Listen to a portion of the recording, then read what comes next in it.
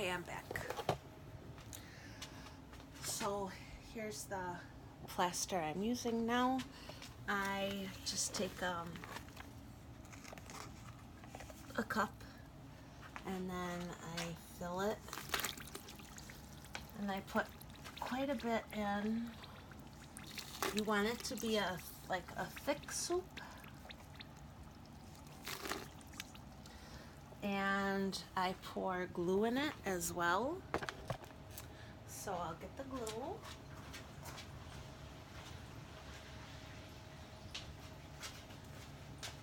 Obviously, I'm not a cinematographer, but hopefully you can follow along with me. So then the amount of glue really is not a lot. I just pour in a little bit, and what it does is it gets into the spaces. I had read about how to make this the statues a little harder, and adding glue does help make the statues a little bit stronger. So my daughter is drooling over the glue and wants to keep making slime. Sarah does, but she's been good and staying away from my glue. All right, I'm gonna add more. I'm gonna add another full cup of this until it gets the right feel. I'm gonna go another half. Okay, and as I stir it, I'm finding it's still pretty liquidy, and I want it to be a little thicker. If it's too liquidy, it just won't dry very quickly and very hard. So I think, how many have I put in so far? This will probably be like maybe around my fourth one. I'm gonna go to 5, and if I have to just add a little more water, I'll add a little more water. All right. All right, so you can kind of get an up close look. Right now it's looking too thick, but as we stir it, that should change.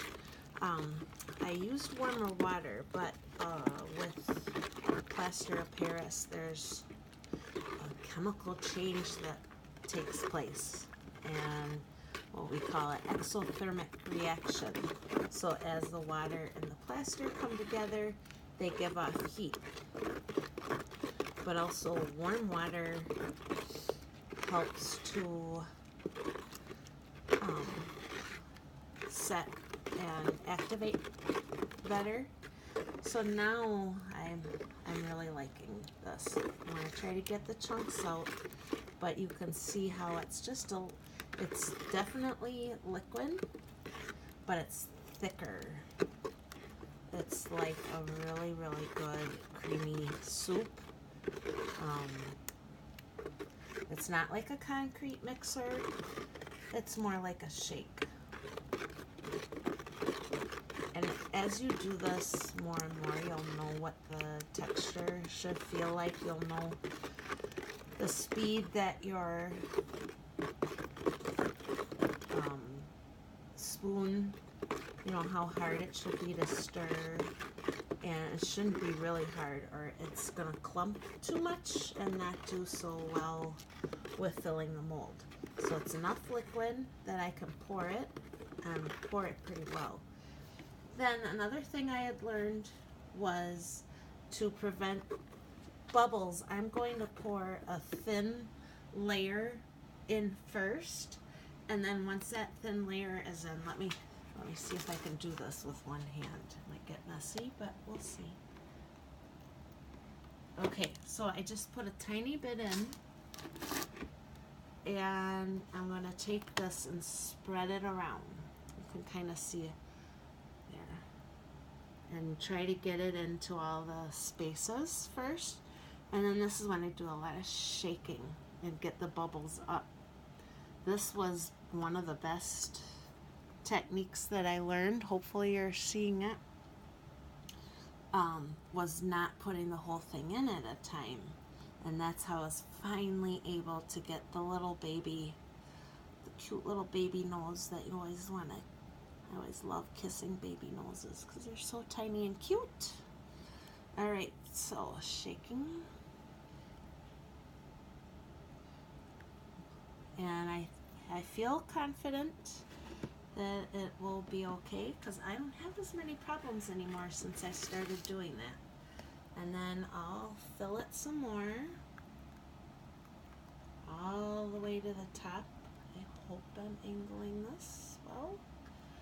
All right, you might want to add a tiny bit more, but not too much, because then it starts flowing over the lip of the mold and then down, and it becomes a big mess. Then I take it, I shake it. If I had two hands, I'd lift it up and shake it a little bit. All right, and with the thickness of the plaster I mix, it should not take too long for it to finally set.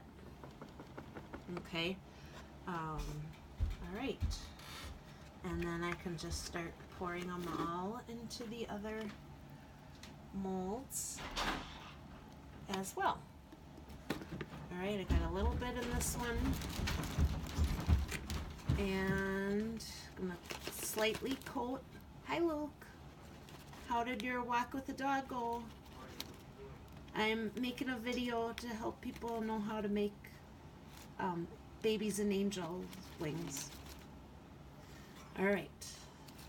It's much easier with two hands, but you're getting the picture. And then once you have them all filled, I would give, gotta adjust this. You may be able to check earlier. Sometimes, with God's in total charge, I can sometimes get a few made in a day if that's all I had to do. Like the day that I was sick and Chris discovered I was at home. It was amazing how many I was able to make, but I know that she's always right there praying that it'll happen. So this is why I knew when she asked me to get 200 going, I knew it would happen, because my guess is she's probably praying a novena or something so that it all works out. This bowl, I have a bunch of rice in it, and then I put the mold on top. This was a nice thing. They sent me the mold, and they had like this plastic covering underneath. I don't know where I ordered it from. I wish everyone would do that because it worked out really nice with keeping the shape.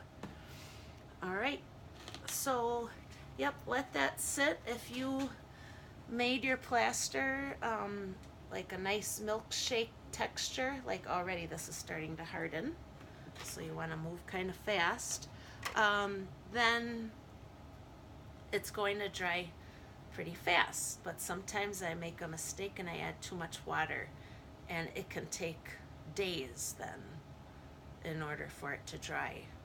So if it's too liquidy, yeah, then that's a problem. I'm trying to think of other tips that I might have. You'd want to make sure you have it, have a bunch ready for you to fill in case you pour too much, mix too much plaster. And if you are only making one at a time, okay, this one I'm gonna shake a little bit. I could see bubbles coming up as I shake it, so all the little spaces are filling in. But start with like a red Solo cup. If you're only doing one at a time, you can use a red Solo cup. And then I would fill the Solo cup about an inch from the bottom, and then you start slowly adding the plaster of Paris until you get the shake, real thick shake type of texture. Okay, so hopefully that's about it. Oh, and there is one other thing I wanted to show you.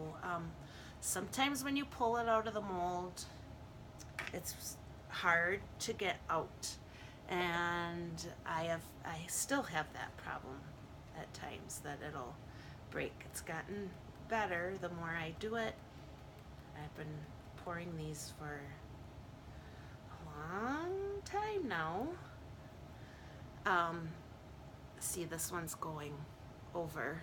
I poured too much in, but it's getting thicker, so it's getting a little harder to pull, or harder to pour. But getting them out of the mold can be difficult in the beginning when you're just learning.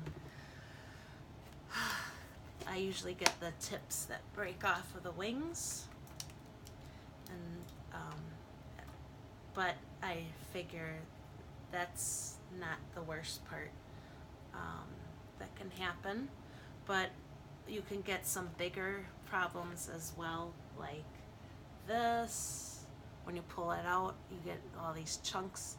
What I do is I hold on to the pieces, and sometimes I get super glue, and then I glue them back together if I have the luxury of time, which I don't seem to have anymore.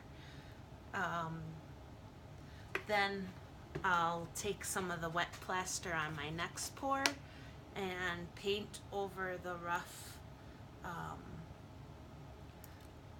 cracks that were created. Shake, shake, shake.